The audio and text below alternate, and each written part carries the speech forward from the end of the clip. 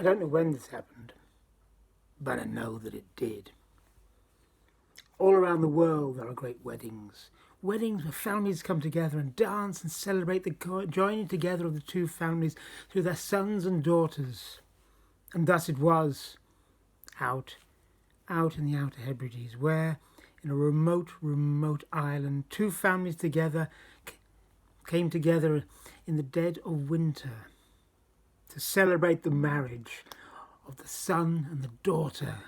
Oh, it was a great occasion, with much dancing and singing and laughter, and of course there was music. There's always music, and I don't mean discos and stuff like that. Live music.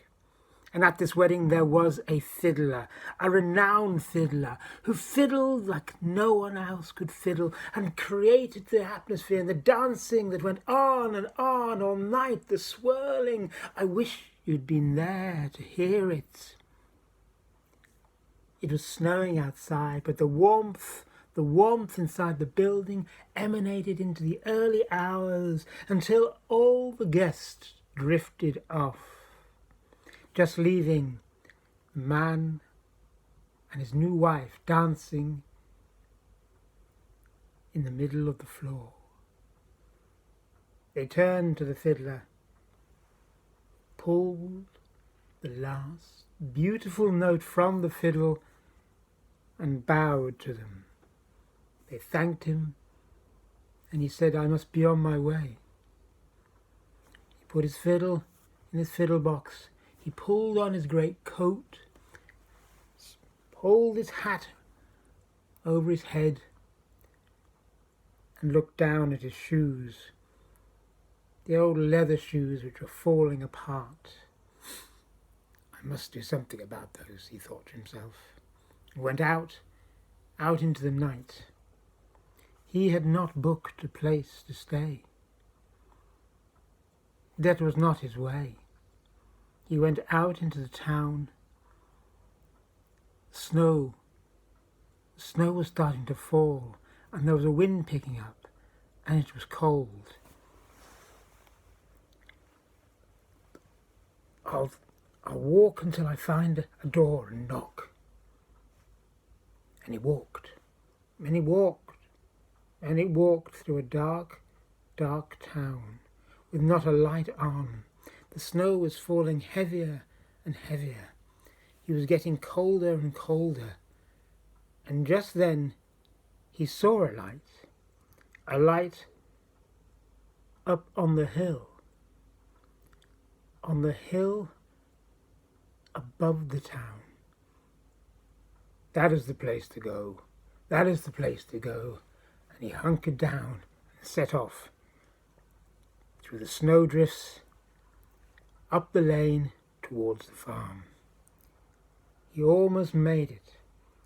When he turned a corner, he thought, got there. And as he did, he fell. Boom! Flat on his face. He got up. There was blood dripping from his nose. He felt his teeth. Oh, what was that? What was that? He wiped his hand on his coat. He looked down, and there was a mound in the snow he tripped over. And the more he looked at it, the more he realized that it was in the shape of a person.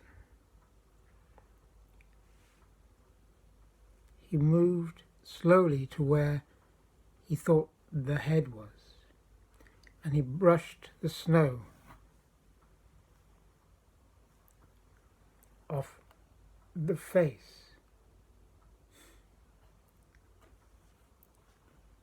He's no longer for this world, he thought to himself, and went down to the other end, because he'd just seen something shining, a glimpse of something, a buckle. And true enough, there was the buckle of a leather boot.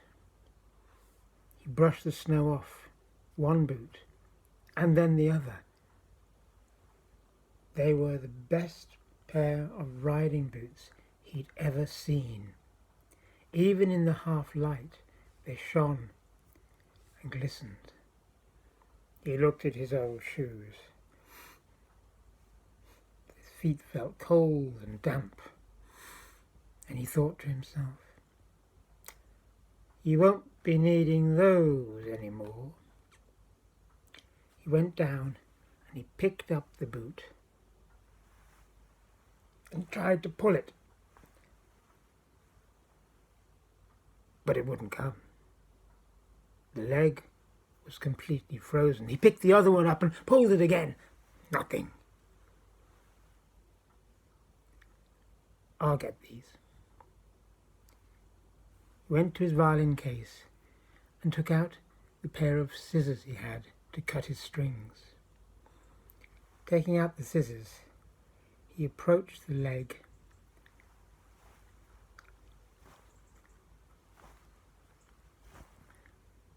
and started pulling his scissor.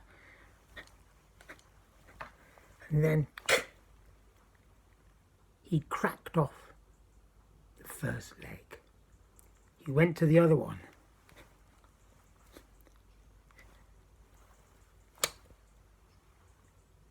He had them, both boots.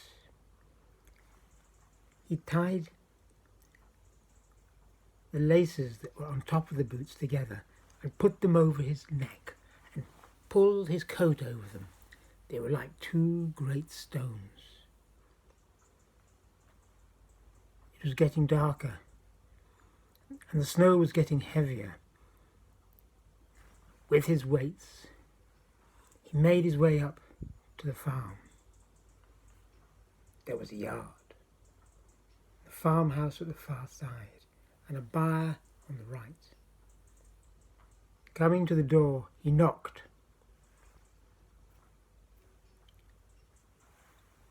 "Go away!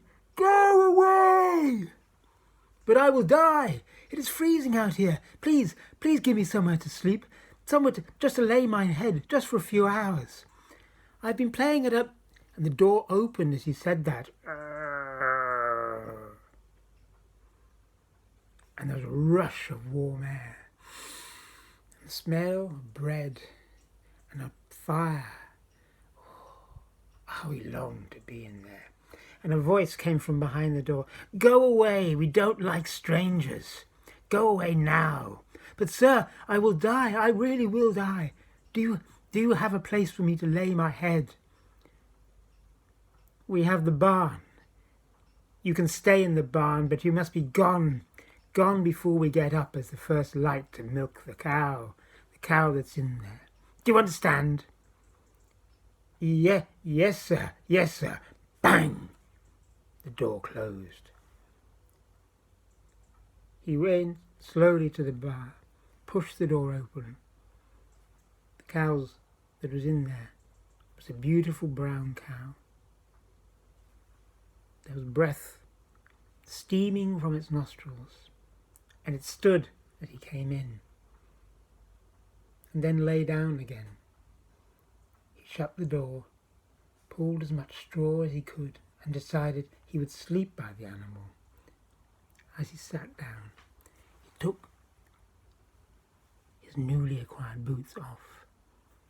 They were like rocks, and without thinking he placed them against the animal's side and lay down beside the animal and tried to get to sleep. It was cold in there, very cold, and the animal, though asleep, was restless, and he couldn't sleep himself. The wind got up.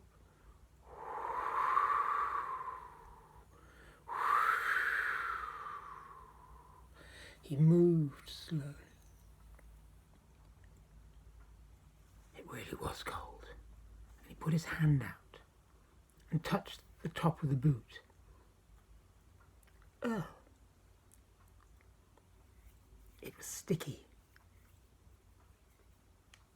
and messy tried the other one.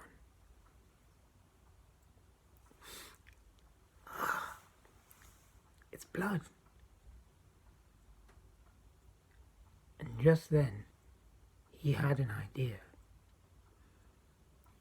He scooped some of the stickiness and mess onto his hand, and he went round to the front of the cow and rubbed it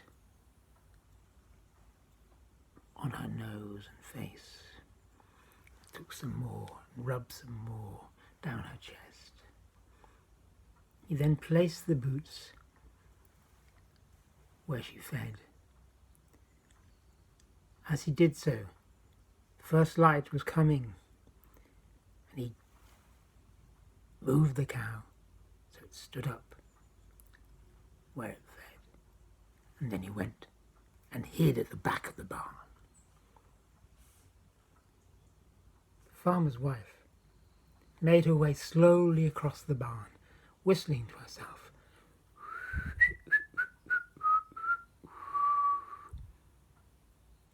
She pushed the braar door open and stopped. She could not believe her.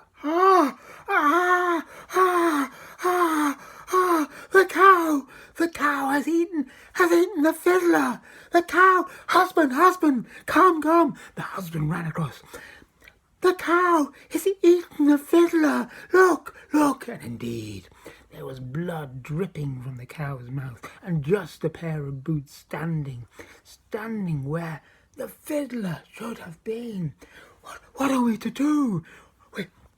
We should bury the boots. Bury the boots, said the husband. Come quickly. And he went forward and put his hands around the boots, despite the blood dripping on them, and walked out into the yard.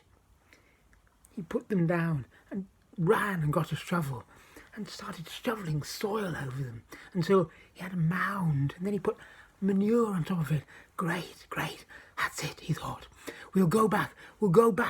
Don't tell anyone what has happened. They went back inside and shut the farmhouse door. The fiddler had been watching this from the back of the barn. His plan had worked. Next stage.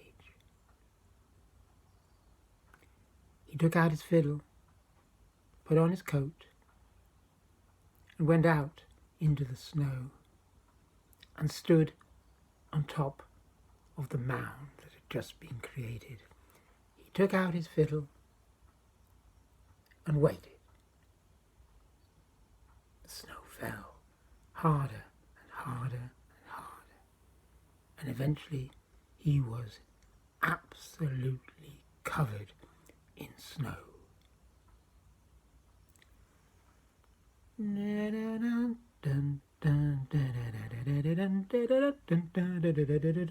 curtain moved in the farmhouse.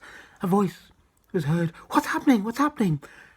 He's come back! The door was flung open, and the two, man and wife, ran out to the farmhouse, down the track and away, said the fiddler, and got down, brushing the snow from him, and went into the farmhouse and shut the door behind him. The warmth was beautiful, and in front of him on the table there was fresh bread, there was jam, there was a pot of tea. He sat down and warmed himself by the fire. Oh, this is magnificent.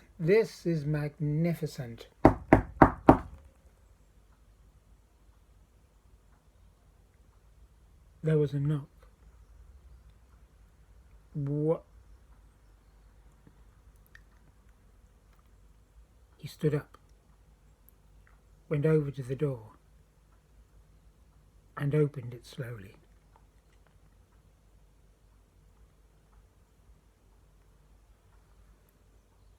There was a huge man there, in a dark cloak.